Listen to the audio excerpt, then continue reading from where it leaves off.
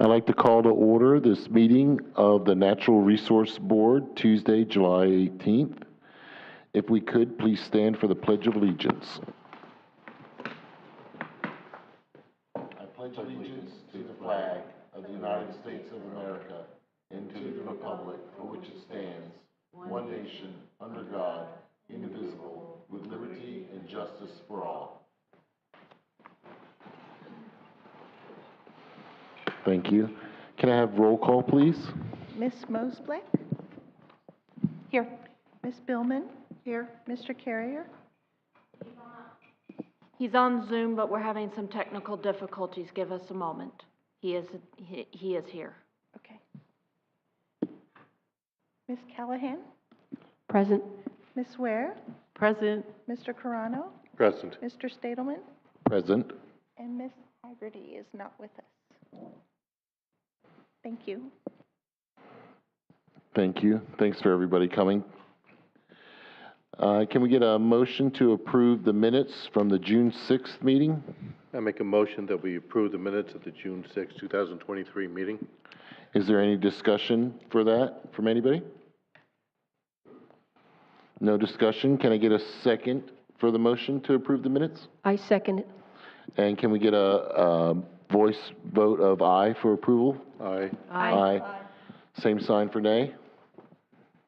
Okay, we'll move on to, with the approval of the minutes, we'll move on to item 5, announcements. Do we have any posted announcements that we need? Does anybody have anything they want to post?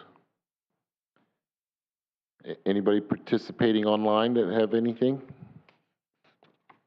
Okay, not seeing any. We'll move right on through to item 6, agenda modifications. Does anybody have any agenda modifications? No? None? Okay, seeing none, we'll keep on moving through to item 7 for public input. Mr. Ray Osborne is joining us for public input to talk about floating vegetative islands, or BMATs. Mr. Osmond? Public input is 5 to 10 minutes, and have whatever you like to talk about. It's up to you. Okay. Yeah, actually, it's Osborne, Osborne, just like Ozzy. It is Osborne, okay. Yeah. Okay. So I consider myself like a citizen scientist, small c, small s, not official, but I do like applying science with different problems and challenges that we're faced with. And you may recall last time I was online on the Zoom session, and I brought up the subject of remediation, especially with this new method that's known as floating vegetative islands. And there's a number of cities and local municipalities that are using that. I'm a transplant from Brevard County, and I used to live in Cape Canaveral. I was quite involved in the city's some of the board meetings and some of the city council meetings and working towards sustainability. And what I liked was one thing that they did was they had a floating vegetative island in a place called Sanctuary Park, and I asked questions about it. It's a very interesting method, and it's being used not only by Cape Canaveral, but the city of Cocoa, and I understand Fort Pierce, and also Vero Beach is talking about it as well. And it's a great way to remove nutrients from the water since there's an overabundance of things like phosphorus and nitrogen.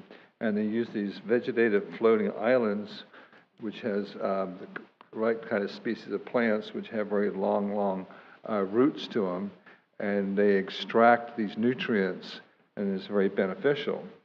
So I got quite involved with doing some research with it, especially with this new artificial intelligence that's out there. You can ask questions, and you can get some very informative answers to them. And this is on my outline here. And I asked about 4 or 5 different questions. How do retention ponds affect the Indian River Lagoon? And that's answered there, number 1 there. And I'm not going to go through all of them because I only have 5 minutes here. But my purpose here today is not really to sell you on the idea, but just research the idea to see if maybe this is something the city might want to do later on in the year. And if so, then we could put together some, good seminar, maybe a Zoom seminar. I've talked to Marine Resource Council and Ken Parks over there. He sees merit to the idea. I've also talked to the Clean Water Coalition of Indian River County. They see merits in the idea too. And of course, it's not a silver bullet. It's not going to take care of the Indian River Lagoon, but in abundance, in cooperation with a lot of other techniques. I saw the mayor was at Earth Day, they were doing like oyster bedding. So this could complement that. And so getting back to my questions here, which I have detailed answers. So if there's any questions that you have an interest in, how do floating vegetative islands benefit a pond of water? And you'll see the answer there as far as how artificial intelligence answer that particular question. And what species of plants are grown in floating vegetative islands? And of course, the big question is, what's the cost? What's the cost of a floating vegetative island? I talked to the owner of BMATS, who did the program for many of these different municipalities, and he gave us a rough quote of $14 per square foot, and that includes the first year's maintenance. So maintenance is very important too, because you have to go out to the floating island and cut back the species of plants, because those plant growth has all the different nutrients in there that you don't want to recycle back into the ground, or in the water in this case. And then also, not just that method, but also looked at, which I'm doing at home and a little bit experimenting with, is the method of aeration of water. Water I'm using for my terrestrial plants, but it could also be used in retention ponds, and using like solar energy powered devices, which power these aerators in the water, which bring out, and there's a lot of benefit to doing that, a lot of benefit to the plants and also to fish, increase the fish stock. So these are just some things that I've presented in my little study here for you all in this outline there. And talk about, of course, all it boils down to money again. And I also did some research, and also the Florida Fish and Wildlife Conservation Commission on their website mentioned about a grant program known as the Harmful Algae Bloom Grant Program. So there's grant money available for this. And this was signed in by our governor, Governor DeSantis, in 2019. So I feel like it could be funded well. And one of the things, as you notice on the cover page there, I put your organization's name here. So I'm not only presenting to the city of Sebastian, but also other organizations too. My church has a green team, and they have retention ponds, so I'm throwing that out to them. And also the Chamber of Commerce, I'm a member of Chamber of Commerce, so I talk to people about that there too. So every organization could have their own like floating island for a vegetative floating island to help clean up one retention pond of their own. Do you think this is something that maybe the city might be interested in or looking at in the future for planning purposes? Is this any thoughts, any questions on this that I can do some research on for y'all? Is that the end of your presentation? That's about it, unless you want me to go over some particular questions that interest you. Is there a particular question that I gave that might interest you at all? Does anybody on the board have any questions? I would pursue the grant issue. If you have any kind of grant writing background, that would be wonderful if you could help with information on grants, because I think that with a lot of these neighborhood HOAs, if we could do presentations for them, they would want to know about money. Right. So that would be a very important factor to bring the educational part of this. Mm-hmm. But I support it. Yes, I take that one step and probably go to the cities that have already adopted some of these and see what kind of funding maybe they applied for. I know my previous city of Cape Canaveral had a very robust grant writing program where we were able to find monies available for lots of different sustainability projects. Well, I don't know about this, but Lisa, when you're talking about private, HOAs, that would not involve the city at all, would it? I mean, it would have to be their own groups. And I think that we would do a lot more faster if we could work through those HOA groups than to try to go through the city rating grants.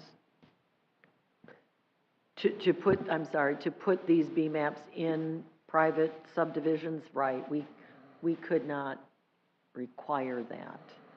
But that doesn't mean that BMATs have been around, I know you guys know this, mats, have been around for quite some time, and have proven to have, limited effects and ability to uptake nutrients in our stormwater ponds. They are, they're maintenance nightmares. And so I think that's kind of why it's kind of fallen off as a preferred method, but they are definitely effective in certain instances. I know that when we're talking about plant uptakes, that's why we're still working on planting around Tulip Pond, and we'll be talking about possibly using our funding to plant around another stormwater pond, but utilizing the exact same type of information that Mr. Osborne, correct? Mm-hmm. Did I do it right? Because it's spelled differently in two places, so I apologize. I think that was Charles's trouble there. Is stating that more native plants around edges of ponds and edges, is much more preferable than not. Let's just put it that way. So that's my input, but Thank you, Ms. Frazier. it's up to y'all. Is there any additional questions? Yes. Thank you for the information. I'm unclear what your objective specifically is. We have a stormwater plan, and we have known areas of where water goes through before it gets into the lagoon. Have you looked at all of the areas? Like, are you presenting this to us and the city that you have a specific plan in mind, or are you just making us aware of these mats and what they might do? Yeah, it's, what we've seen, I don't know, has this been a rainy year? Is this a typical rainy year? Has it been more waterfall? There's more storm water runoff this year, maybe perhaps in other years? So all the different retention ponds are being filled out with water, and there'll be a lot of overflow from those retention ponds and perhaps nutrients. The whole objective, and I noticed, I'm also involved in the 100th anniversary, and I noticed inside the coloring book there, one of the questions was, what would you like to see done to keep the Indian River Lagoon clean? And that's for the kids in coloring. So the people in the future and the kids in the future, as they grow up, they will look back and see what we did to clean up our environment. And I'm just thinking, I don't know. I'm not a specialist. There's lots of complicated question, but I just want to throw that out now. We saw on the news about Lake Okeechobee getting this green slime, an aerial photograph of this green slime in the water. Will we see that this year? I don't know what it was like here in previous years, but when in Brevard County we had, this algae blooms, and it was toxic. It throws out toxic atmosphere, air, and it was very irritating for people's nose and throat, not to mention about reducing animal life. Aeration project would help with increasing animal life. They had a lot of dead manatees too, up there, so I can imagine the same thing was happening here in Sebastian.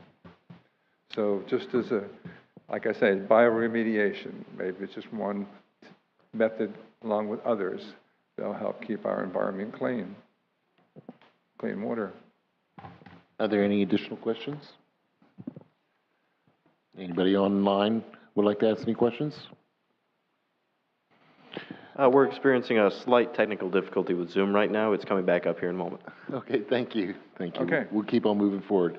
Mr. Osborne, if there's nothing else, thank you for being such a Okay. great citizen scientist and for coming up here and presenting a little piece of the puzzle. Okay. And we greatly appreciate your efforts and look forward to seeing you in the future. Thank Thank you very for giving me much, this sir. opportunity.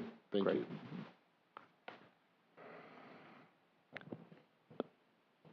Okay, if there's nothing else for public input,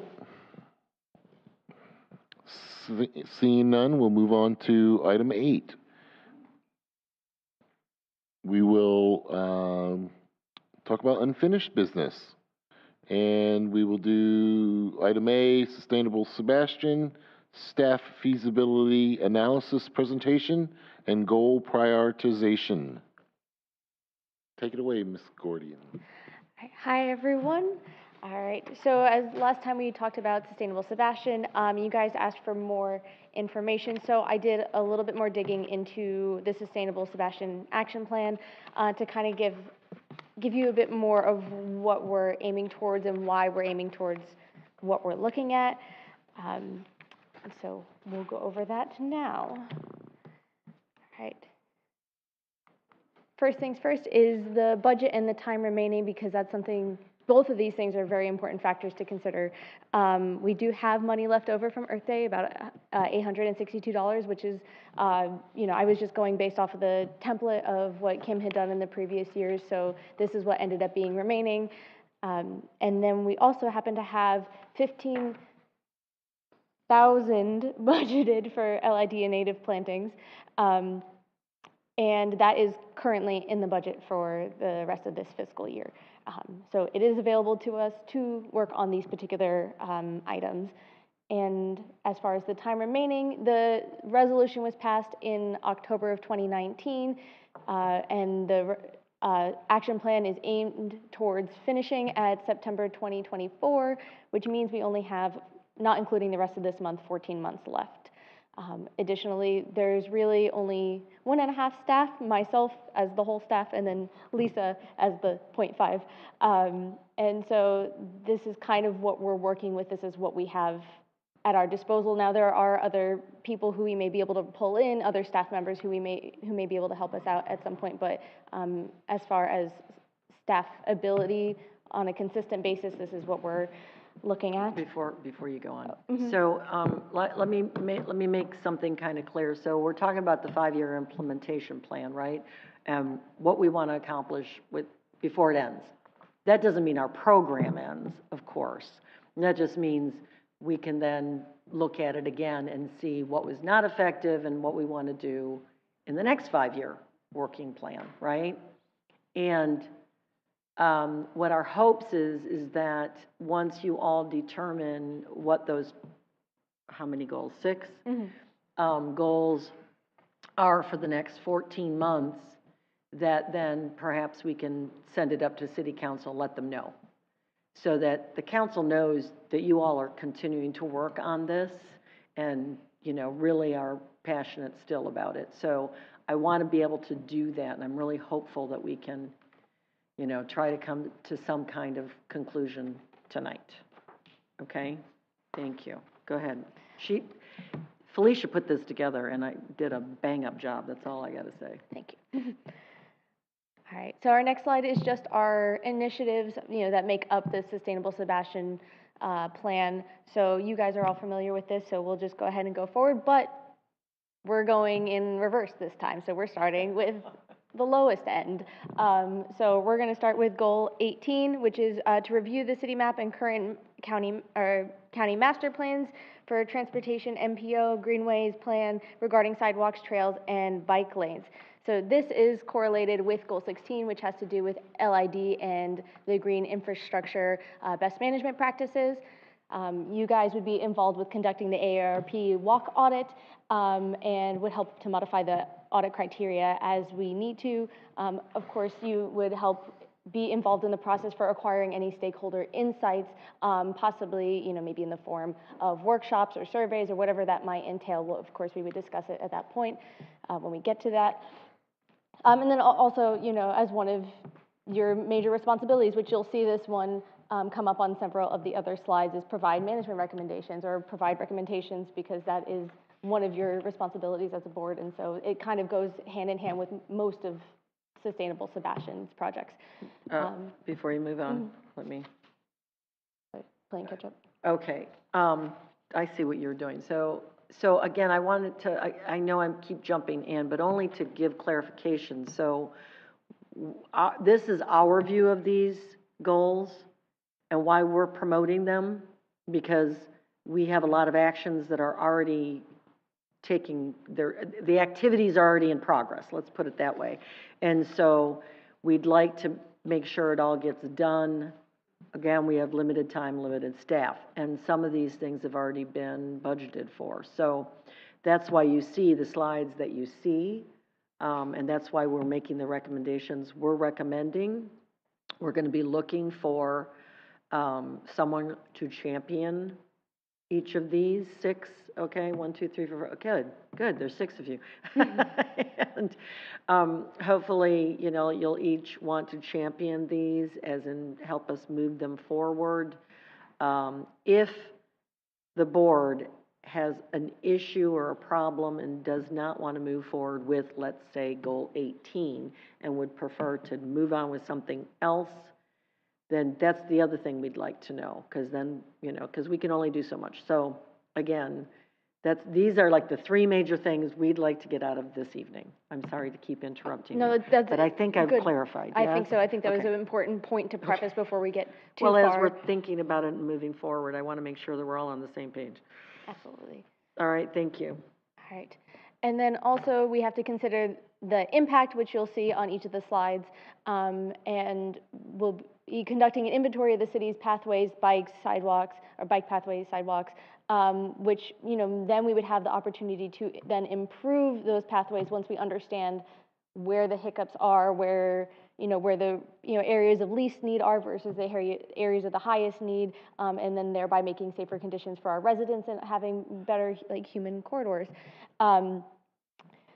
We have currently started working towards the preliminary sidewalk maps, and our GIS technician, Ross, has been wonderful in working on these. So this first slide you'll see is all of Sebastian's current sidewalks, and then the following 2 slides include the north of 512, and then the section below 512, south of 512.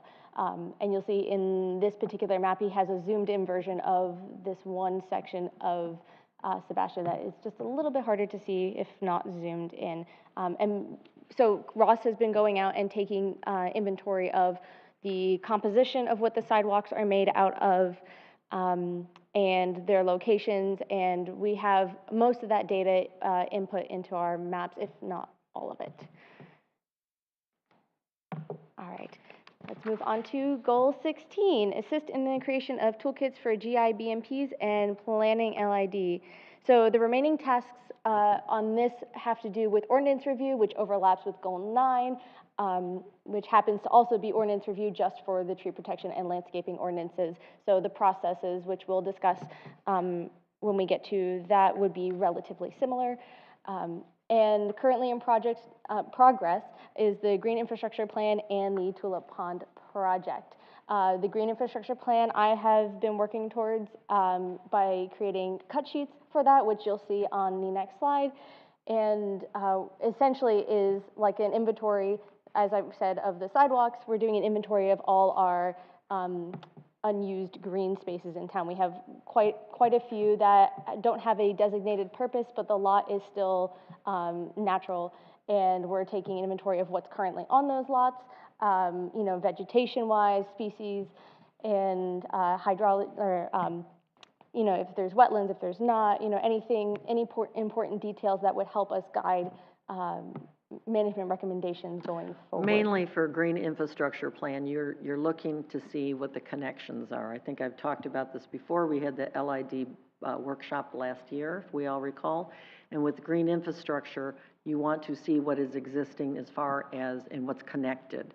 So what can we make, as we're sewing up our stormwater master plan, our consultant is recommending certain areas to be big old ponds. Well, I'm not a fan of big old ponds, okay? They don't do what we think they do. So we have taken this on, we've been working on this for years, of course, even when Kim was here, but, we just never have time. We have the overall map of the green spaces, but now we're taking it a little closer look and looking at each lot and trying to identify, here, go ahead and flip Oh, yes. to the thing if you wouldn't mind. This is one of my passions, so I have to talk about it. You know, this is an example of a lot that we own. Again, a lot through the GDC and everything, we were given and inherited a lot of crazy parcels. And some of them are allocated as parks, some for stormwater, but have never really been used as stormwater.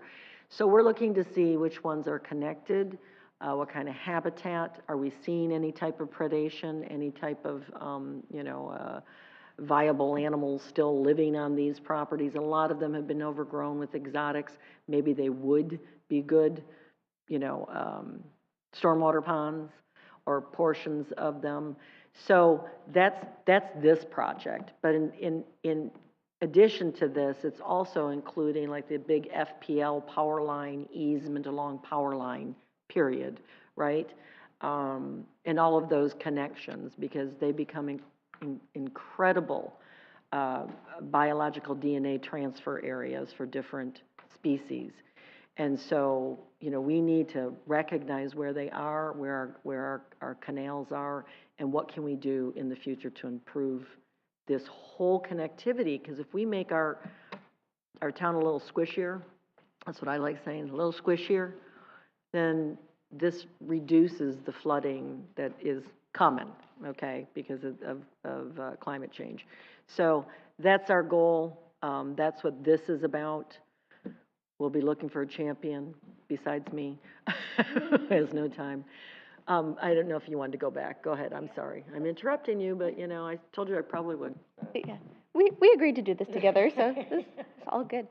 All right, so just to go over the involvement, so you guys would of course be providing guidance throughout the plan development and reviewing the cut sheets, making sure that we've got all our T's crossed and our I's dotted, and of course providing more management recommendations for these properties, seeing what we want to do with them, if anything we want to leave them as they are, or if, hey, maybe we do want to turn one into a stormwater pond. So and then with our staff involvement, of course, the compilation of data and the creation of the cut sheets, which is what I've been working on, and the development of the plan itself, taking into consideration the board's recommendations, and then the implementation of the new management practices, because that would end up falling on city staff and whoever else would be involved in that.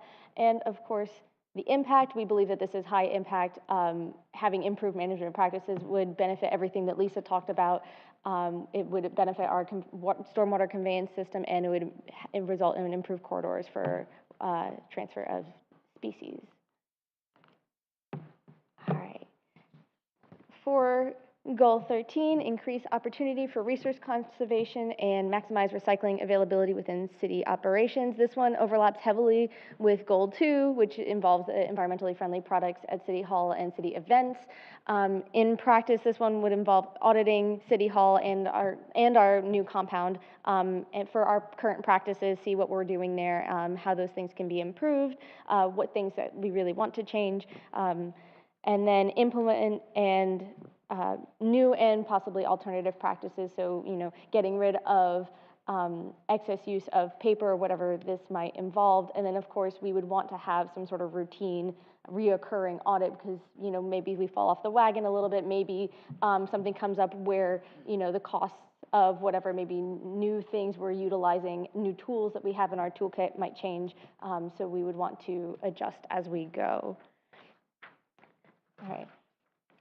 For you guys, you would be involved in providing guidance on those alternative practices that we would need to implement, and present the necessity of these changes to City Council, because we would really need their backing in order to, move these changes forward. And for the staff, budget management and the item procurement, if there's any procurement of specific items involved, we would, be conducting a self-audit essentially once that has been developed, and then implementing the practices and then the maintaining of those practices. So this has a moderate to high impact. Improving city operations has a plethora of benefits. It would help with our resource consumption. We would lower our waste output. We might actually save a little bit of money if we, use our resources wisely. Potentially, we could, improve our use of solar energy or maybe improve access to electric vehicle chargers. And overall, we would end up with a lower carbon footprint, which is what this particular goal is all about. And I didn't point this out when I started the presentation, and I'm sorry about that, but at the top of the slides, you'll see I have noted which initiative each goal is a part of in case it's kind of confusing. And I know we're going backwards, so we're not going through, starting at one and going from there. So just wanted to point that out in case anybody is like, I don't understand, why are we talking about this? That's the goal it relates to, or the initiative, excuse me. All right. And then we have goal 9, which is to assist in the revision of the tree protection and landscape ordinances. You'll see on the next slide that we do have a roadmap for the revision process. And as I said before, this overlaps with goal 16, which has to do with the LID and the GIBMPs. And this roadmap would probably generally apply the same way in the event that we change those ordinances as well. And if there are any municipalities and other organizations that have made positive change in this regard, the board would be a great help in helping to find, who those municipalities are, what pieces of what they've done would be applicable to our work. This would have a very high impact. We would, of course, improve our tree protections and our landscaping ordinances. So tree protections would be increased. We would factor in stakeholder insight, which is a huge deal because we have homeowners, we have contractors, we have all sorts of entities that we're working with, and their input is really going to make a difference in this arena and making codes and ordinances that are better suited to our local circumstances will need to factor in these stakeholder insights. And of course, if we have better protections for our trees and our landscaping and for our natural areas, then we'll generally have a positive impact on our local ecosystems. All right, and here's the slide as I referred to. Basic step 1, we'd start the code review, then we might, okay, well, if you don't want, I will not go through all of it. But this kind of gives you a general idea of what the process would look like. And I had initially made this for my own benefit, but I think it's a really great way of depicting, what would happen in that process.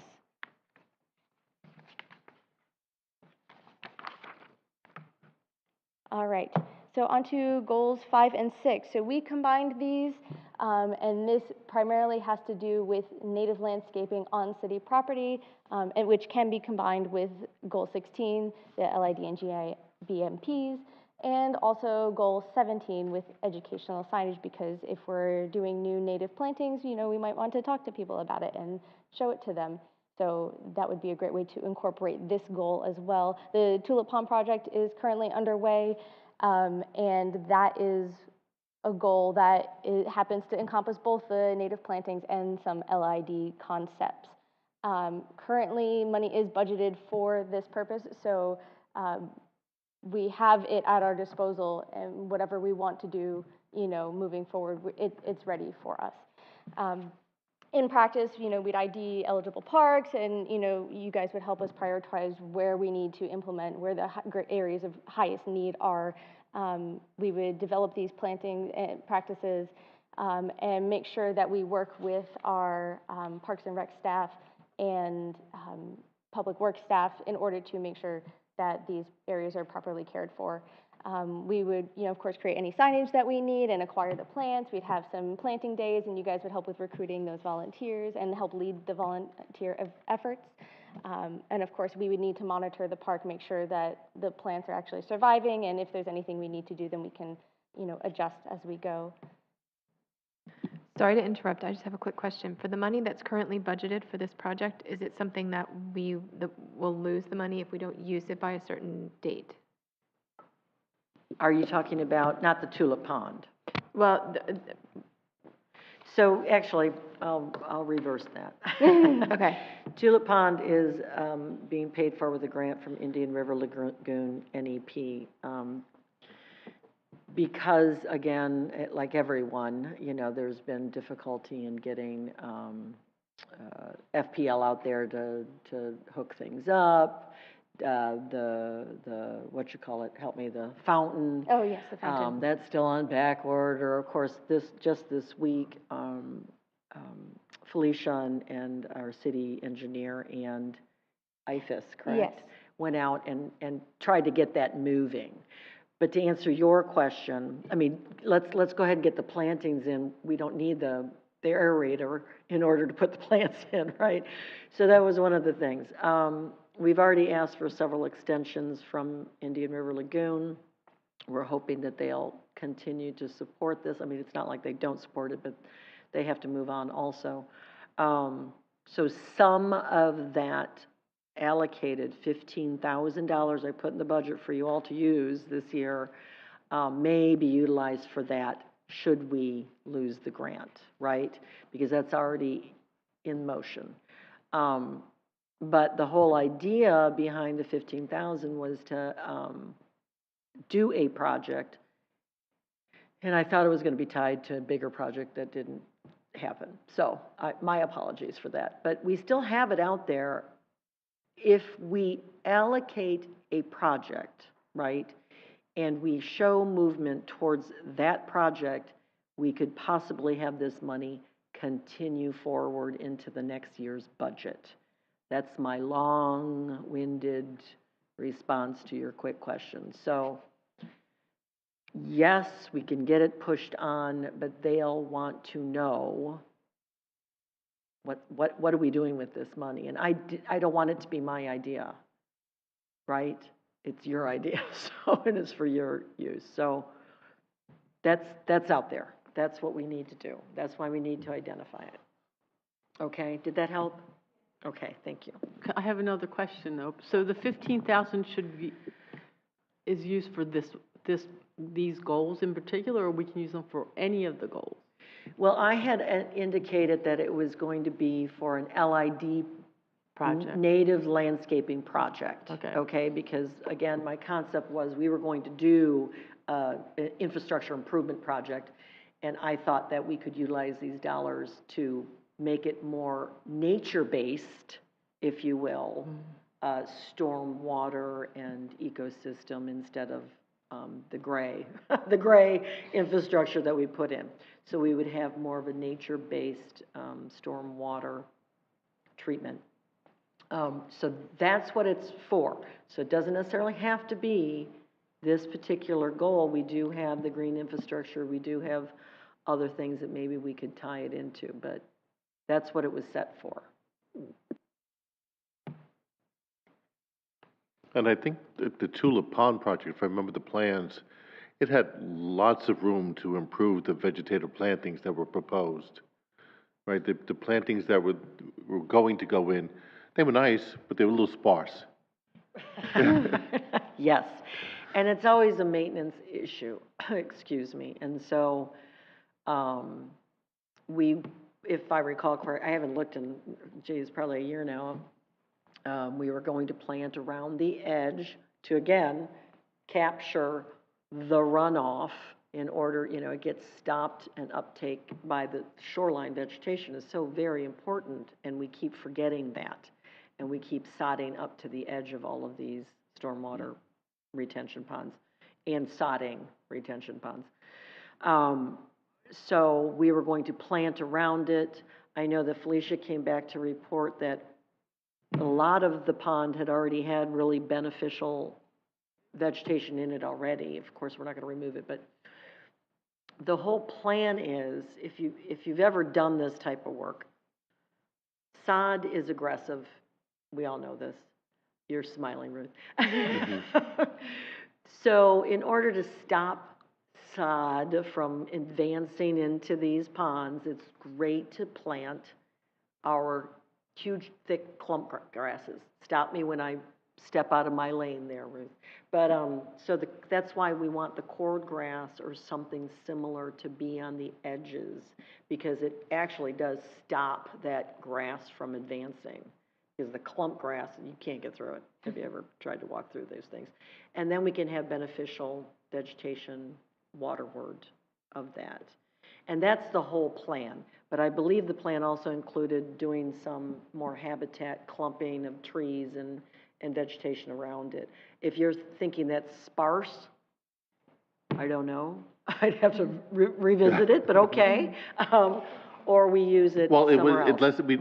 it wasn't as lush as it should have been for a restoration project. Oh, okay, I'm gonna take your advice on that. I would just suggest that it has time to grow. You know, as you know, you plant and then it should spread. Look at the compound. The design adjacent to the wetlands on the north side of the Public Works compound. I mean, they planted it nicely so that grass or anything can't get into those natural wetlands, and it's really looking nice. It really is coming in nice and thick. I'm very pleased, but again, I'll leave it up to your knowledge, sir, as the expert. Any more questions? I'm sorry. Any additional questions? And also to the point of the Tulip Pond project, I don't know if necessarily we have to remain stuck in just what was in the initial proposal. I think we maybe could expand to adding different plant species. I don't know if it would be outside the scope of the grant project.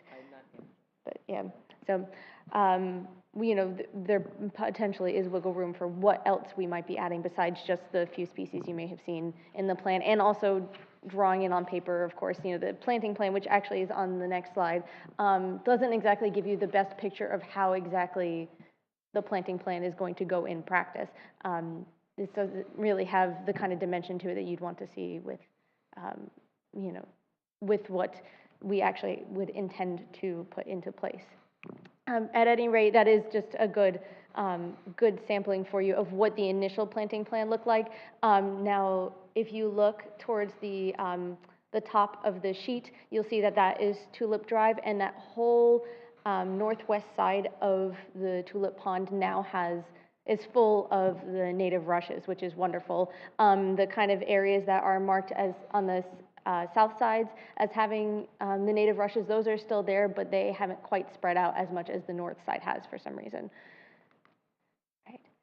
So for this goal in practice, we'd have to start with identifying which parks would be eligible for this, and you guys would help us prioritize which ones we need to implement native plantings on. We develop these planting plans and whatever practices we want to incorporate, and potentially having a workshop with staff on, you know, did I go over all of this already? I don't know why I feel like I said all of this. I'm sorry. Deja vu.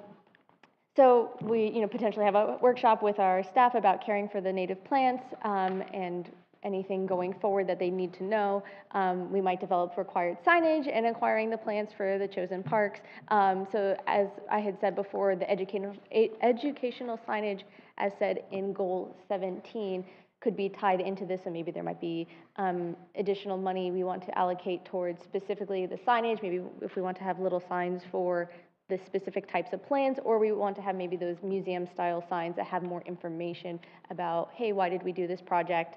What benefit does it have? Those sorts of things. The board members would recruit volunteers for the planting days and help lead the planting efforts. We'd have to monitor the park for the survival of the plants, and then we would start over at the next location.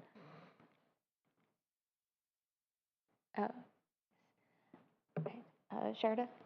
I just have a quick thing I wanted to mention. I don't know if anyone's been out to the Jones Pier, how they've restored that area. They have done a remarkable job. The signage, the walkways, the information that they've spaced around it is phenomenal. They have these wonderful spinning kiosks that talk about the different plants that you're looking at, the animals that are affected and everything. So if you've not been out there, I would definitely suggest checking it out. It's really impressive what they've done.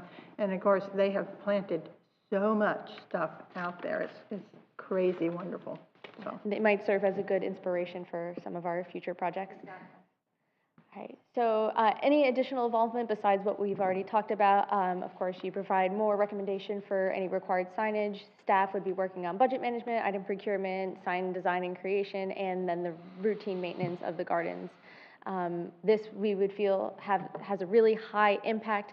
Of course, more native plantings, you know, that means increased urban wildlife habitats, better function of our stormwater conveyance system, hopefully some less maintenance, less mowing, less chemical application, less having to weed all the time. We would improve our city aesthetics, which I think is something that everybody in the city would enjoy. And we'd have engagement with the community, involving them in the planting process. And we'd have an opportunity for public education and awareness on this topic. All right, and now we've reached goals 1 and 2. So Lisa and I have talked about kind of combining what was the litter quarter goal with the idea of changing things at City Hall. This overlaps with goal 13 with the resource conservation in city operations, and this is a modified approach from the original plan. In practice, we'd have to, of course, like we've talked about many times before, we have to create a new comparison sheet and identify the current practices here at the city that need to be changed. We'd coordinate with facility staff on item procurement and implementation of the new practices. We'd have to, of course, regularly evaluate and re-budget for any changes that need to happen, and possibly even survey, you know, city staff what went wrong, you know, what went well, things that, you know, they'd like to see going forward. Of course, we could provide, I keep saying of course, I just noticed that. We would provide comparison sheets to be included on the city website and social media, and possibly be included with the vendor packet for Earth Day and other events to help encourage others to make these sorts of changes as well. Potentially arranging a meeting with the Chamber of Commerce to discuss business outreach partnerships. We would host workshops with in conjunction with our monthly meetings for the public and for the business community to attend to educate them on this topic, and develop education and outreach programs for local schools to help get the word out and get students involved in this initiative. And I just well. want to jump in that this was, Ruth had sent us a really well thought out, which you all have in front of you, this. She had sent us, you know, her thoughts on this, and that's what we tried to incorporate then as far as what you see in front of you, that we can then take these steps and move forward. So I just wanted to point that out. That's why you have this in front of you. All right. So of course, you guys would help out with the comparison creation sheets, or the creation of the comparison sheet, excuse me, reevaluation of the pricing that would be involved in that comparison sheet annually, biannually, however often we would need to do so. Of course, providing guidance on alternative practices and supplies, providing your recommendations to City Council, and help in the development of any outreach materials that we would use, especially when it comes to, if we're reaching out to schools, that would be a big ticket item for the NRB. We would also, for staff side, we would have budget management, item procurement as per usual, identification of current practices, kind of doing a self-audit there as well, implementing those changes, and then we worked together with you on the development of the outreach materials. And this would have a moderate to high impact. We believe that reducing the single-use plastics at City Hall will have the greatest impact, because we'll lead by example. We'll be able to show, hey, we're actually making changes here. We are becoming more sustainable as City Hall, instead of just saying, oh, well, here's an opportunity for you to make changes, but we're not doing anything here at home. And we would then, after going through all the steps to procure all this information, we would have very detailed resources to provide to the community, and then to move forward with in other ways. Right, and that's all we have as far as our goals. So now we can open the floor for discussion and hear what you guys have to say. Thank you. I'd leave that up. Oh, leave it up? Okay. Okay, absolutely. Oh, no. Is that the end of your presentation? Yes. Okay, is there any public input on anything that was said? Does anybody here have any additional questions for Ms. Gordian? I have additional comment, Yes, ma'am, please. just to elaborate on what was mentioned of the handout you have in front of you. Since we are coming to a goal prioritization voting kind of action item, Yes, ma'am. what was presented was a combined goal 1 and 2. And I present to you that we could separate those back out again and make them each a different priority. Just saying that we know that what is in the Sustainable Sebastian Action Plan as in your packet, you can look at the items that were originally there. As we know, Litter Quitter program is defunct. And so if we were to do something, the proposed items list, essentially coming up with and creating our own program, which I don't think would be too difficult because we have plenty of good examples. Just putting it there is an additional consideration. And I have a question for you, and that is, we're going to be coming to a action item. Are all the yellow highlighted and presented goals that you gave to us, do they need to be further prioritized, or are you saying that all of those items we have money and staff availability to get done? So I'll take this one. Great question, by the way. It is a great question. If we're talking about, let's just say goal 2, because I believe you're saying pull them back out again, the goal 1 and 2, something to that effect. Then the yellow highlighted is goal 2, basically. And the steps that were presented in the slides that incorporate city staff and the NRB, I think those are doable. That's what we were looking at doing. Does that make sense? Okay. You answered my question. Thank you. Okay. Are there any additional questions?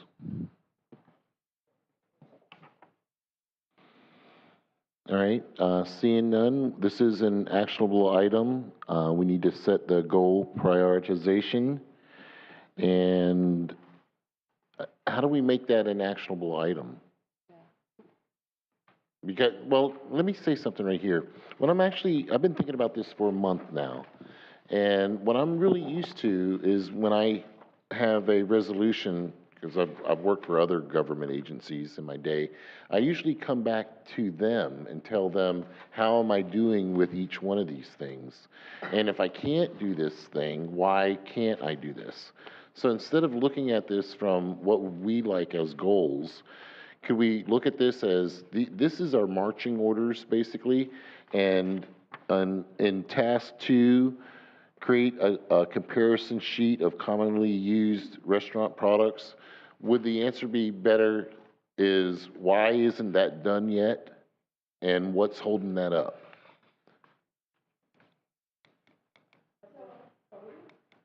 No, just in, because this is a resolution from the city council. This is what they're telling us they want to see done.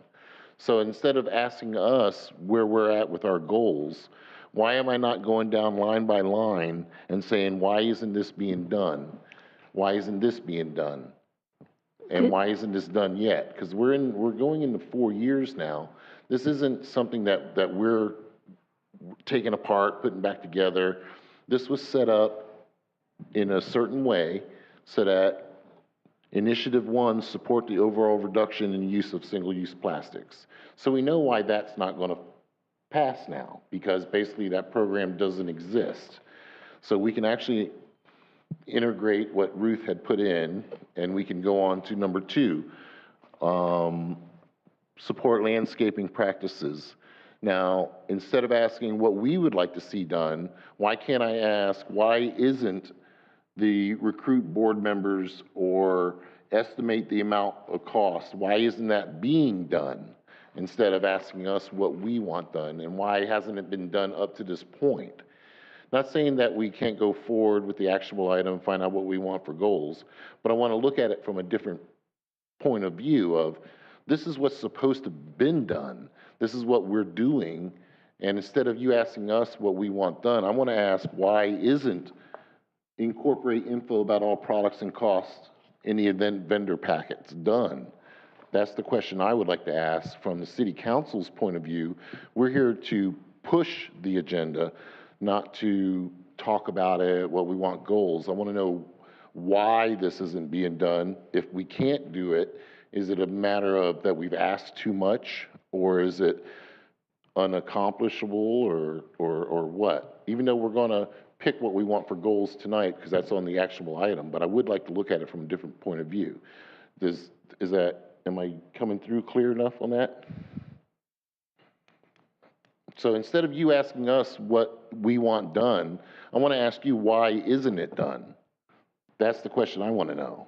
Why isn't, Well, in goal number 2, create a comparison sheet of commonly used restaurant products as part of the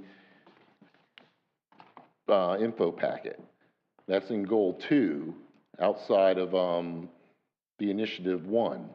And so I would rather ask you, why isn't that done yet? You're expecting city staff to go to each and every restaurant and ask them what they're Well, doing? it doesn't have to be just that one. But that's what you're basically saying. You're expecting city staff to go out and do work that is out of their purview. Well, if that's the answer, then that's the answer. well, I Then- think. then we'll if- move on if- to something if- else. If I may try to put this into a box. You all, this board, established these goals and these tasks 3.5 years ago, right? So a lot of these have been done. We've already given you that report. The shaded out stuff has already been accomplished. Now, moving forward, these are the things that we believe that we can, with your support, be able to accomplish in the next 1.5 years. You're asking a question that no one else is asking. Why aren't these things done? That's what I do. Well, I know, darling, and I appreciate it, but I don't know how to give you Well, it's because an when I. answer like- except, you have one staff member, and, There's the answer. see, there's a now lot I- of work, and, you know, this isn't her only job, you know, I mean, And we've also got to- permitting. But how just can got- we So- help with this? Can That's we? exactly, and that is why, Okay. thank you. That is why Felicia did a great job in showing why all of these, in every single one of these goals we're presenting, we believe we are already moving on with other staff and other city staff, or it's funded, the things that we need the NRB board's assistance with in order to achieve those goals. So will we accomplish all of this in 1.5 years? I'm not going to make that promise, but at least we're moving towards it. And, you know, this is your plan, and we're just trying to help you make the plan work. It's not all, or never has been, all on the head of staff to do all of this. So if you believe that we can't do it, again, this is the big kahuna of a plan, then perhaps tonight we say we're not going to do this goal, we're not going to do that goal, we don't think this is achievable, let's just stay here, and this is what we're going to achieve in 1.5 years. The council's not asking why things aren't getting done. The council knows, you know, and I just want them to see what has been accomplished. You guys really have done a lot. And I want to show them then what you're hoping to accomplish in the next 1.5 years, because then they become champions, you know, they become champions with you. And so that's what we're trying to do here. If you feel we're going in the wrong direction, tell us what you'd like us to do, and we'll do it. Well, the first thing I heard was a lack of staff. That's what it sounds like. And did I hear that correctly? Okay, so I'm not making this stuff up. So that would be the first thing we could ask city council for, would be more staff. And then perhaps instead of 3 years later, we're still, or 3.5 years later, we're still not quite into this yet, and we're losing sections, we would be well along with this. If it's a shortage of staff, we can easily send a letter up the chain of command asking for additional fundage to complete the items on the resolution that they passed. That's how I would more like to see that. And that's what I'm really used to. I've been operations manager at several large corporations. But not in government, right? You've never been in government. No, I've worked with government quite a while. You're working with government and being in government Yeah. is two different Well, things. that's why I need to know what the problem is. And I can tell you one thing about government. Their budget for staff has been set in place and will not change until the next fiscal year. And even then, it probably will not change. Well, that's something I need to know then, because to get into next fiscal year, I have to put it into the budget meetings now. I'm really learning how all this works. So anything I want done, I have to basically jump in 6 months prior, get it in on the agenda, start going to the budget meetings. And if you need people to get all this done by next year, that's where we start. We have $15,000 sitting in a budget for LID project that never got started. There's money for some type of help to get some of this done. But I'm not used to going over all of this for 4 years and then coming back and seeing what we need and then hearing it's strictly a personnel shortage. And if that's all it is, then I would like to volunteer to come in and work on these projects, but it's not. That's really all I have to say on that, because I'm going outside of the agenda and I've been given specific guidelines to stay within our. I'd our like to make guidelines. one comment to you, Yes, and that please. is, we came up with the resolution, the big picture items, the 6 initiatives that we were going to come up with. We brainstormed as a group to come up with a long 5-year plan. Nowhere in that did we understand how long, how much any of those items were to be. We did have a pandemic year, plus, yeah, that cut into our 5 years. I say it's nice to understand why, but we have some explanation of a 1.5 years of pandemic. We have some explanation that we never knew if this was something that was feasible. It was within budget. It was could be accomplishable within the 5 years. We never did that. We brainstormed ideas. So I know you want to track each one of those items, but here we are today. Let's prioritize what we have in the next 1.5 years. We have monies that are set aside. Let's talk about what those are and not understand why things weren't done specifically. I can understand that, but I didn't hear that from staff. I heard that from our board, and what I heard from staff was a lack of help, basically. So it sounds like no matter what we do, we're going to need more help. And if we can't get it, then we can't get it. But I'd like to know what the thing will be to fix the problem. And if I know one person, Ms. Gordian, can't do everything. So, and this was huge. This was already here when you came on board, and you've been a little short-circuited. So I just want to know what the problem is. It sounds like a shortness of people as well as we're running out of time. But again, we're almost 4 years into a 5-year plan. But I would like to get back to the agenda. This is an actionable item. We're going to do some goal prioritization. I don't really have clarification on that. I don't. Do you, Ms. Ware? Can you help me with that? Well, as far as I'm concerned, this is just trying to understand how we're going to vote on this. So each of the things that you have prioritized in yellow under, say, Goal 2, those 3 things would be considered a vote for Goal 2. Okay, and then if you go to Goal 5, those 3 things would be considered Goal 5. And so we're supposed to vote, we're supposed to prioritize just the yellow, the things that have yellow in them, and say, okay, this is the one we should work on first, and this is the one we should work on second, and this is the one we can't work on any of them at the same time? Or I'm not sure what we're looking for. What are we looking for? No, I'm sorry, no, that's incorrect. We are gonna work on all 6 at the same time. Okay. Possibly. We just wanted to show you what we already have in the pipeline, working on with other staff members or the city itself. You guys have, these are initiatives that have been, trying to be pushed, for the last 3.5 years. So all we're saying is, these are the ones that we would recommend you prioritize in the next 1.5 years. And I mean all at once, all 6, right? Because you think they're doable? That are doable, Okay. yes, ma'am, with That's- your help. Yes. And I'm not making any promises No. here. But if you all say, no, we don't like priority 5, we want priority 4, then that's what you're getting under that initiative. We were just trying to show you under the 6 initiatives, which goal we thought that we Yeah. could have, so that each initiative is at least addressed. There's a lot of overlap, there's a lot of good accomplishments there.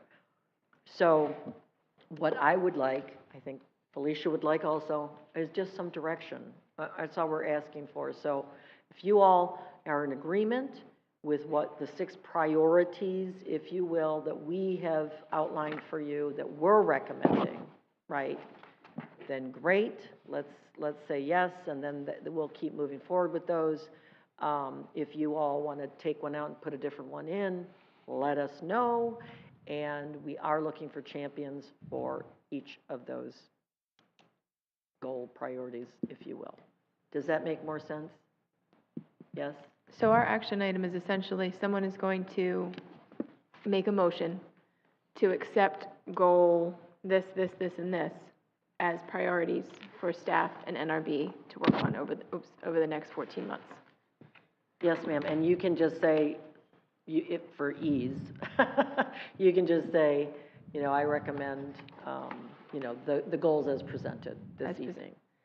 So I think, If yeah. that's easy for you. Right, so I think the real question here is, does anyone see any goal on this list that hasn't been highlighted by staff that we would like to switch out for one that is presently there? I agree with that.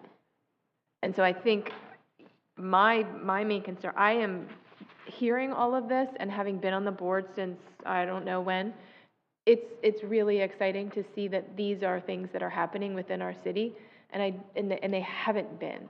So I think, I totally get the question, why aren't some of these things happen? I think that is an important question to ask.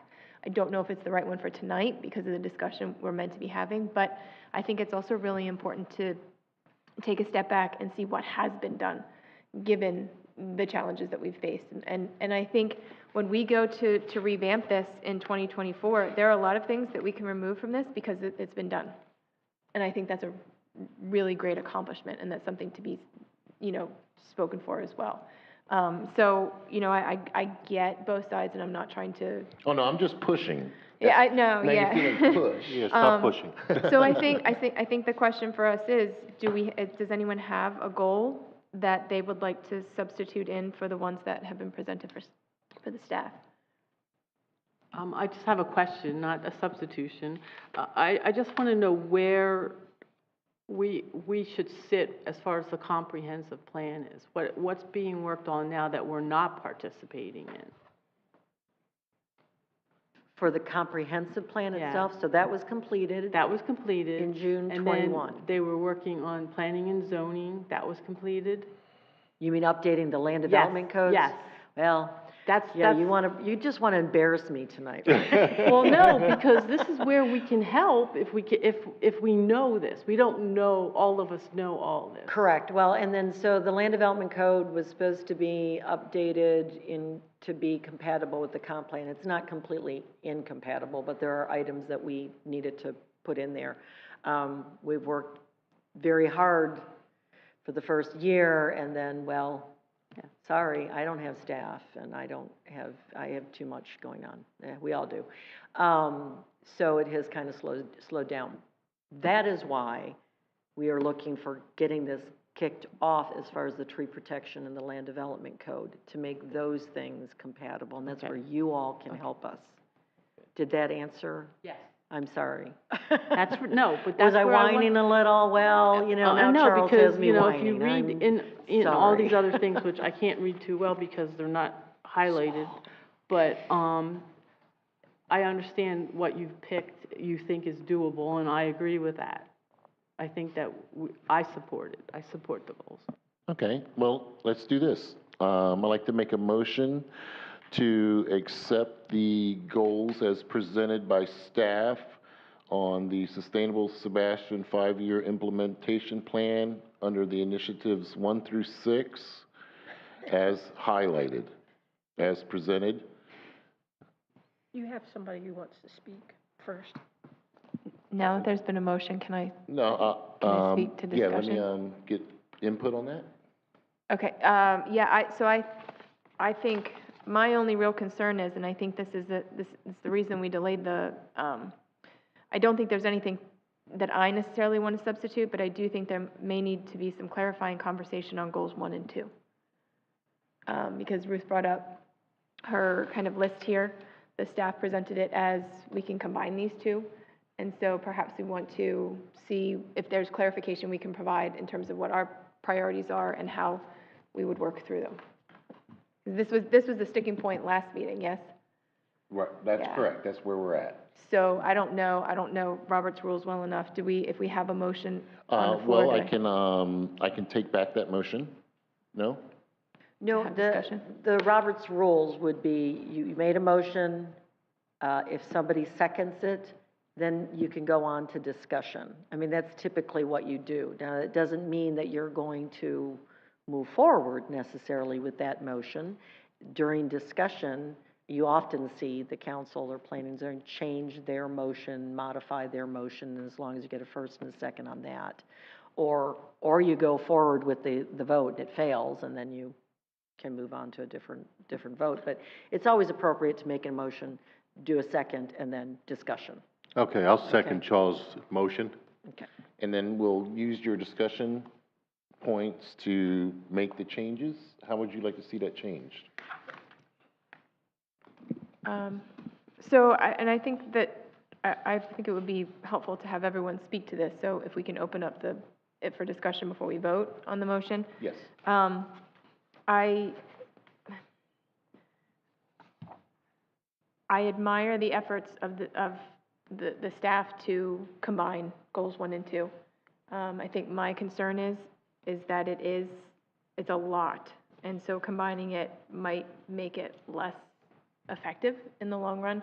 I do feel personally that the priority, if we're looking at goals 1 and 2, the priority is kind of like Felicia pointed out, that if we're not setting an example here within the city of Sebastian, it's difficult to go out into the community and say, well, this should be done in your business, if we can't budget it here.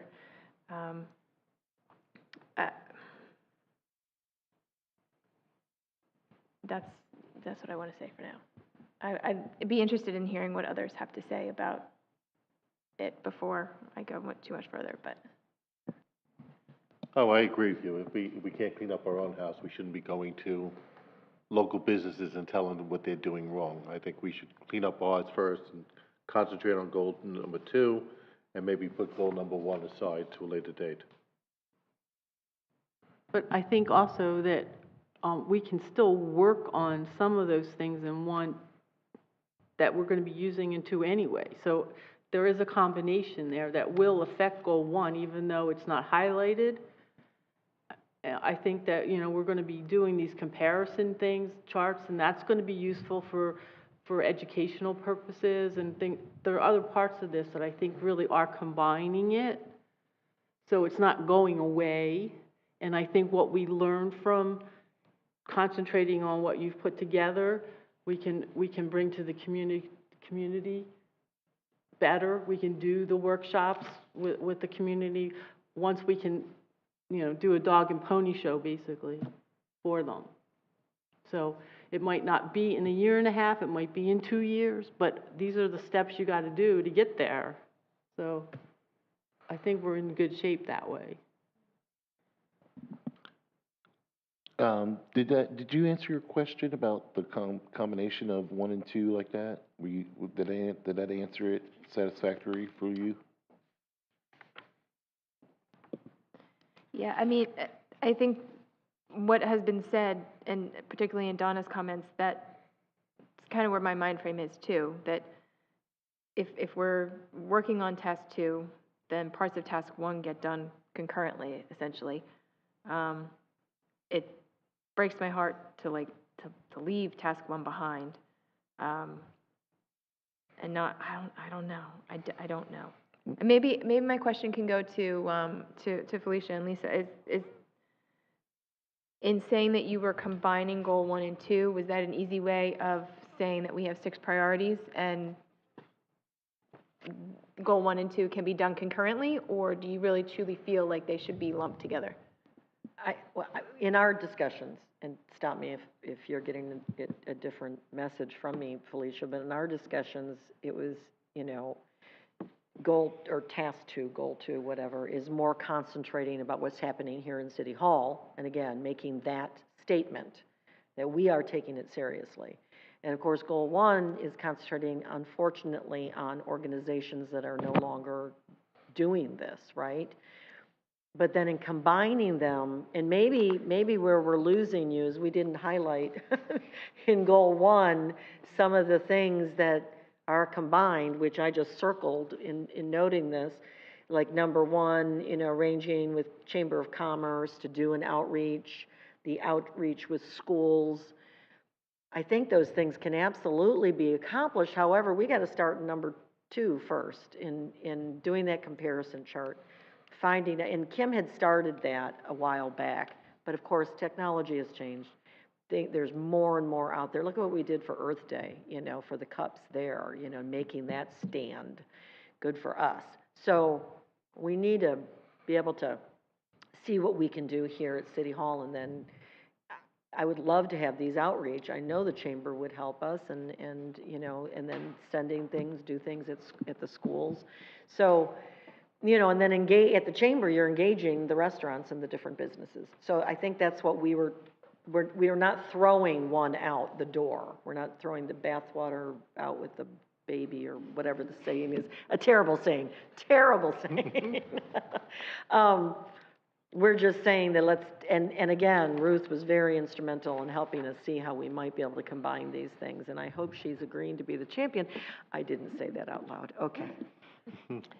I'd also like to add that maybe I didn't do it justice in this, but I really wanted to show you guys through this presentation where the overlap areas are. And in combining goals 1 and 2, I hoped it was obvious, but maybe it wasn't obvious enough how much those two overlap, especially with the creation of the comparison sheets and that sort of detail. That was already kind of built into the action plan as it was where the overlaps were. And I think having the goals sectioned out the way they are in the format of the current action plan, which is maybe something we could address next time around in 14 months when we go to update the plan, that there was so much overlap between these items that I felt like we were constantly repeating, like, oh, hey, we're working on this goal, but we're also in conjunction working on this one incidentally. And so I hope that kind of helps, like if you take that perspective with it and see where the intermingling is between the goals, that also aids in your decision-making process.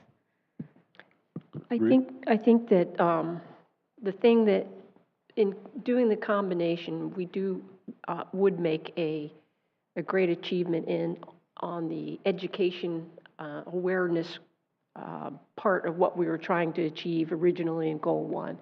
What we're missing would be putting into practice right on properties as we have done, like cleanups, and we've seen trash that we've needed to pick up. It's putting into practice of having restaurants be more engaging and having them put it right in front of people who are eating there, and having, because the whole program was to say, we're giving you materials that you can hand to your guests that are here. So we have another outreach opportunity at all the restaurants when they're eating there to, why are we doing these things, and make them more aware and conscious.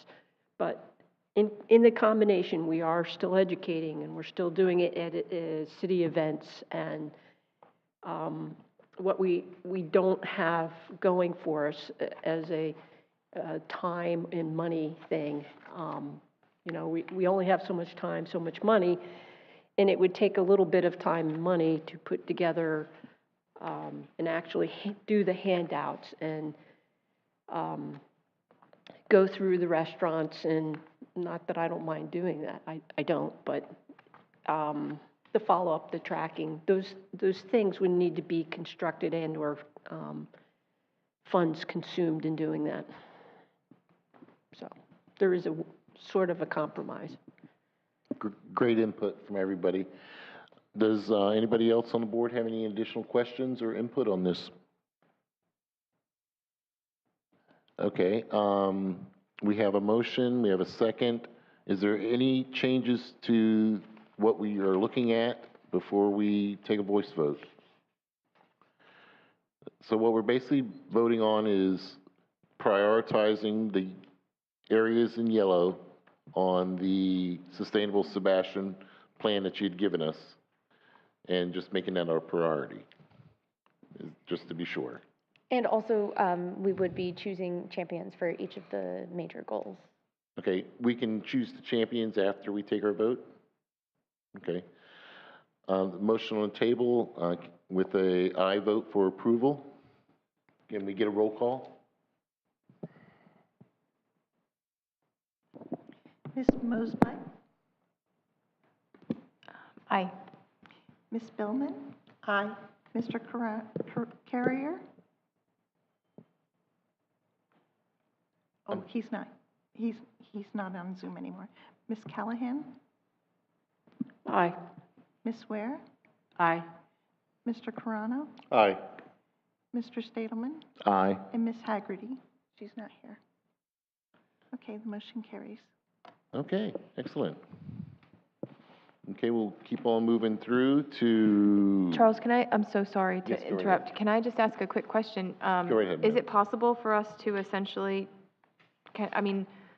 the steps that Ruth has here, I feel are sufficient for us to plug in for goal 1, in terms of how we would achieve that with the gap in existing programs, particularly Litter Quitter. Is that something we need to vote on? Is that something that, in your presentation, so it's already there, it's good.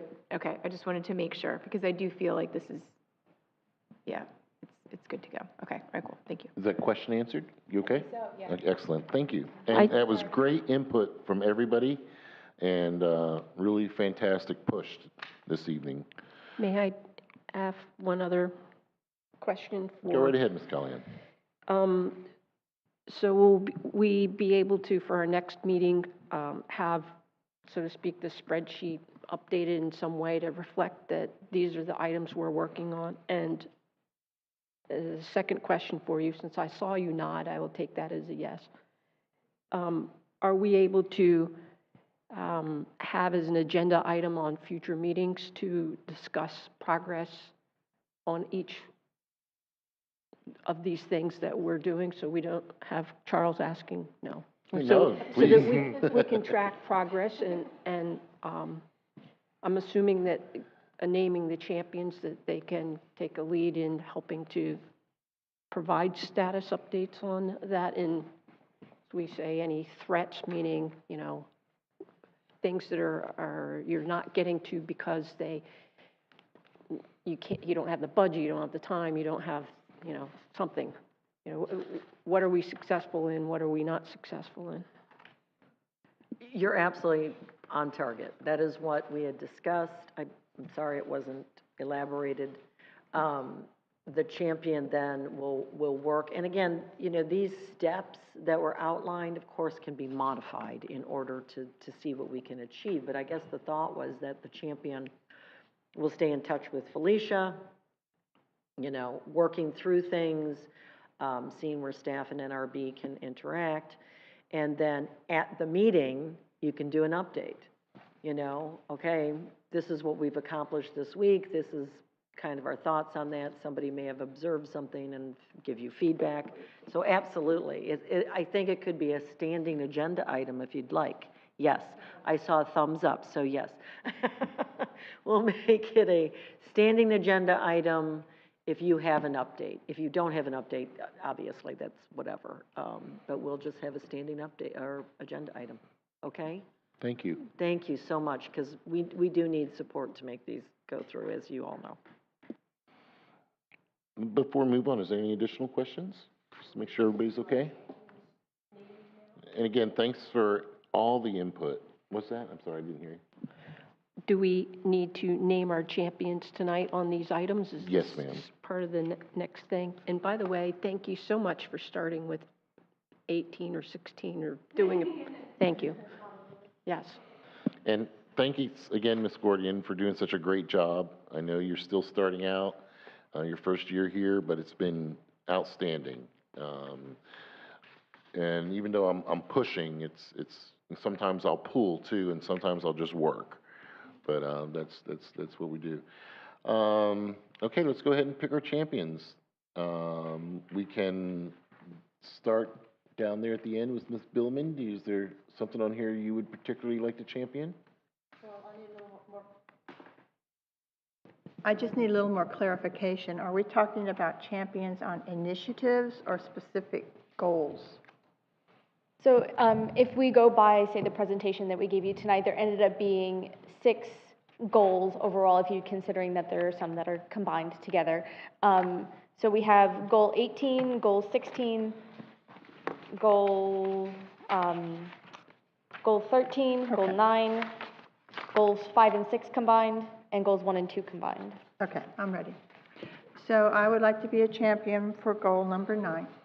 9. Awesome.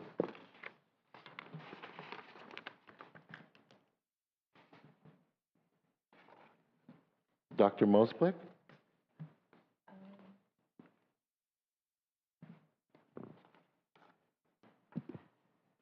I think my preference would be for helping with goals. Sorry, I think I'm confusing the two. Was it 16? No. Well, either 18 or 16. I think maybe 16 would be my top pick, the kind of the open, the green space, prioritizing it, looking at connectivity, et cetera. But, I'm open, so if anyone has a greater passion for it, you let me know. Dr. Mosblick is number 16. Tom, get a preference, sir?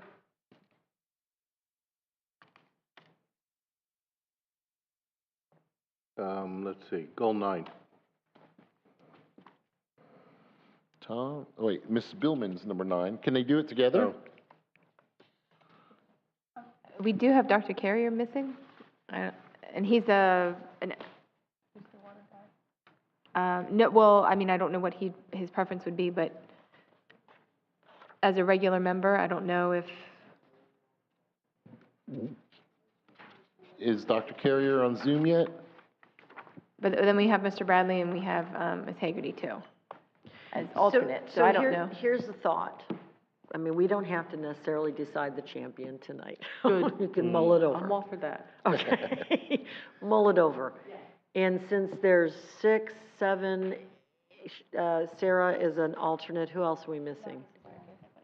He's also, so 6, 7, 8, 9. So we have 8. So some of the things, maybe they can be shared, like the task divided up, right? We could do something like that, and you all could maybe think about it and then send emails to Felicia. How does that sound? Does that sound better? 'Cause Is then you can everybody in think agreement about with that? Does that sound good? Okay, we can do that. Okay, thank you. So do we want to set for the next agenda, setting the champions? Well, we'll just announce them. Okay, They'll send you their emails and we'll make it happen. okay. Sounds good to me. Yeah, I mean, what I tend to do for like team projects, just like we could send you your top 3 and we'll figure out how it works. Yeah. Because Ruth looks like she's handling number 1 pretty good. It's 1-2 now. Oh, 1 and 2, one, that's two. right, it's combined. 1, 2. All right, it's a great meeting tonight, guys. Thanks not done for yet, yeah. everybody's input. Keep going. Keep going.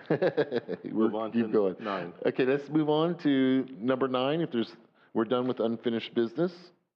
Number 9 is new business. And let's talk about item A, the Treasure Coast Waterway Cleanup, July 22nd, 2023. Do you have the information, Ms. Gordon? Yes, I do. So I'm sure you guys are all aware, the 22nd is this weekend, so that is the cleanup. The cleanup itself starts at 8 a.m. and goes to about 12:30. Anybody can participate throughout the rest of this week through actually Sunday the 23rd as a participant of the cleanup. They don't have to come to the day of event. They just would have to register online and then log all their data from the stuff that they've collected through the Treasure Coast Waterway Cleanup website. Just to give you guys a little bit more of a background, 2022 stats from last year's cleanup, Indian River County had 0.85 tons of trash and 188 volunteers within the county, and then just within the city of Sebastian, there were 0.52 tons of trash and 68 volunteers. So we do already have some volunteers signed up. We have some virtual and some in-person participants, so hopefully we'll see more before the event gets going.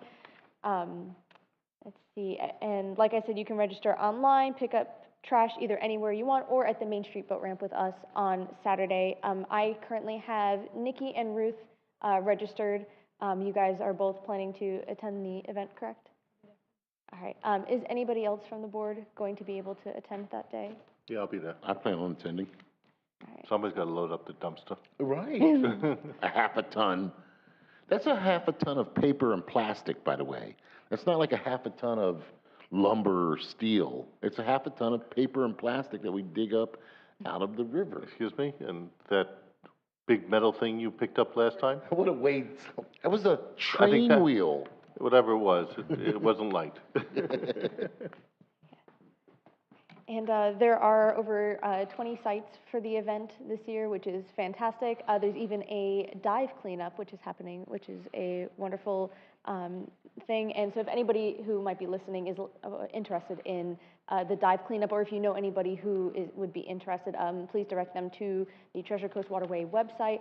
They have all the safety information, and they're doing safety webinars throughout the week, I believe, leading up to the dive cleanup. They highly recommend that everybody bring lots of water.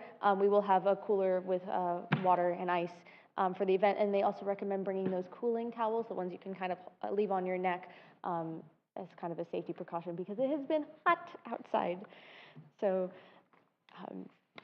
we will have that. We'll also have a banner set up for the representing the event, and I'm working with Bub to have a table and a tent set up for us for the day of the event.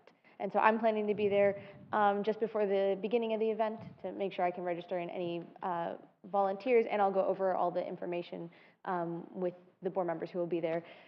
Recording in progress. To At discuss. what time will you be there? Hmm? What time? I would say 7:30 to 8. I'll be there probably about 7:30. So if you guys want to be there, either 7:45, 8. Excellent.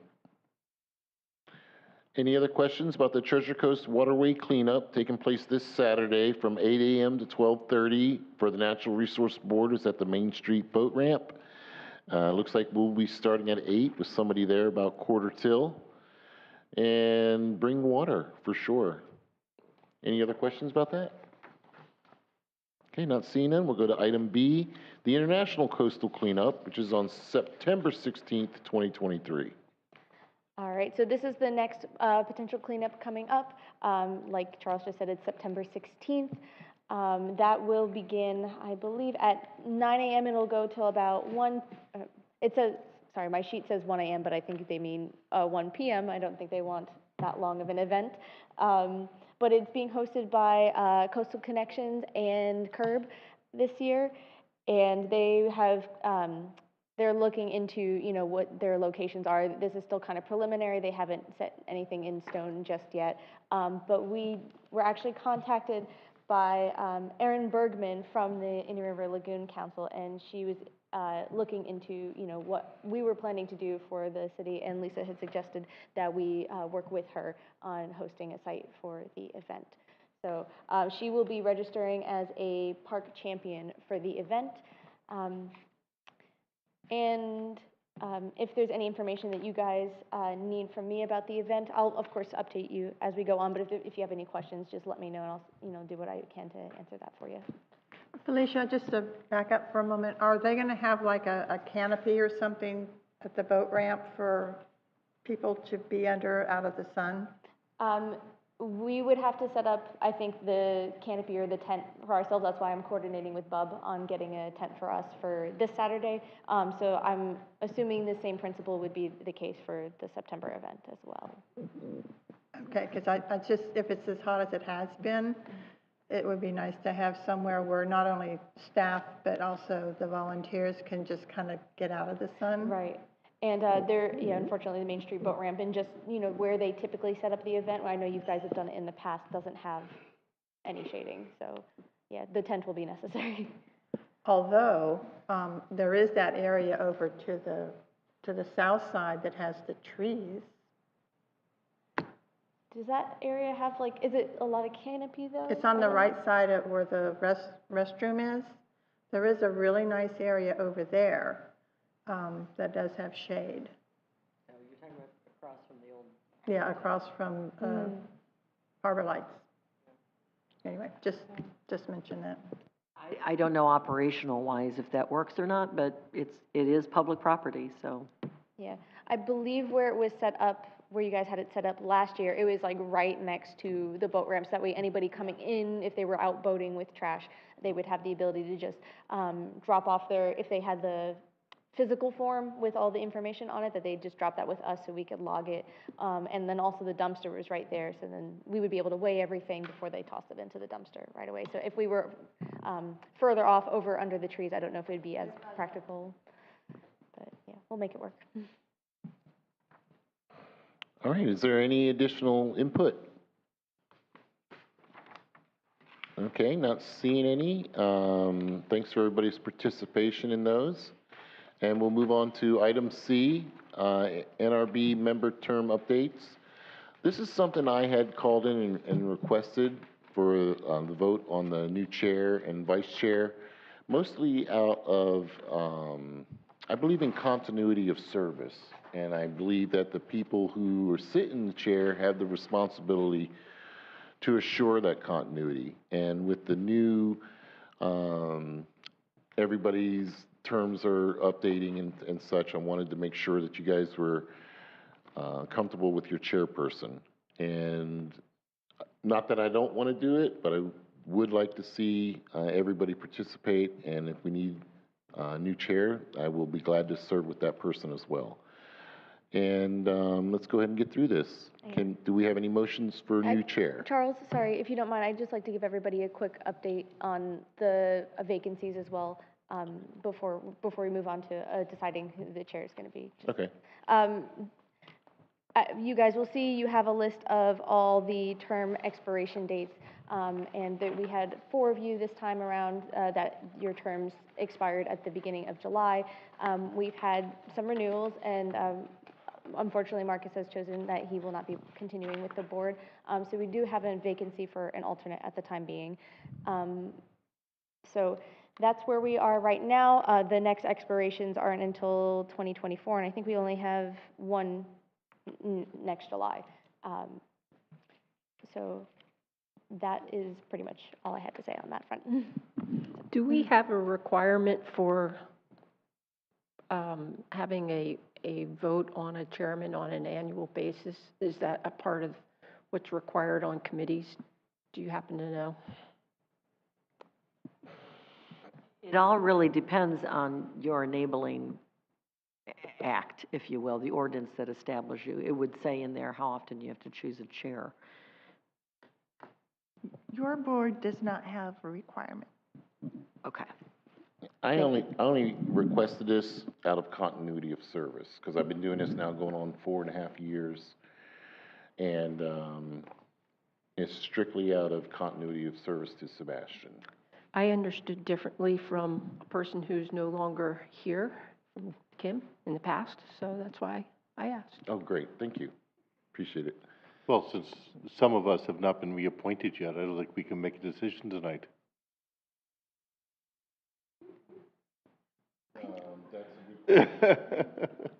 I think you can.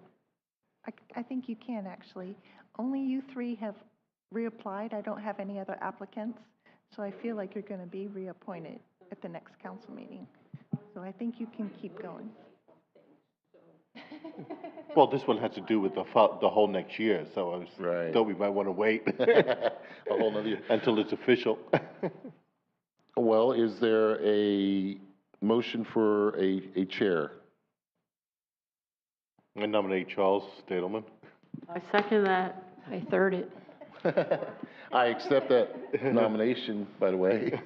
Can we vote on that, or is, There's no other nominations, so okay.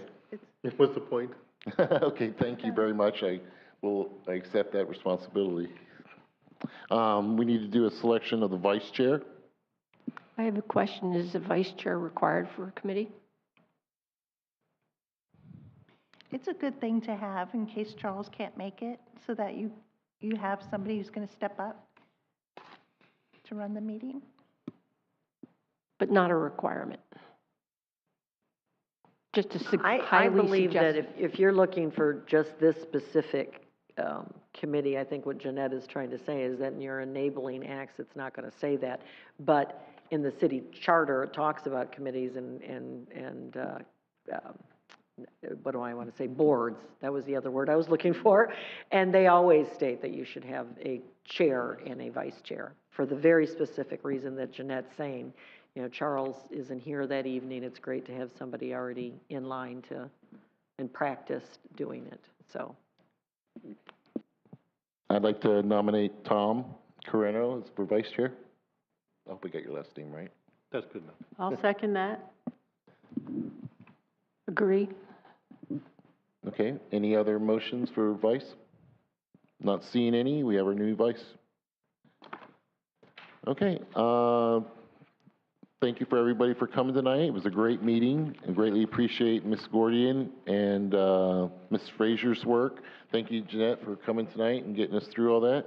If I can get a motion for adjournment, I'll make a motion to adjourn. I second. and voice vote for aye. Aye. Aye, this meeting is adjourned.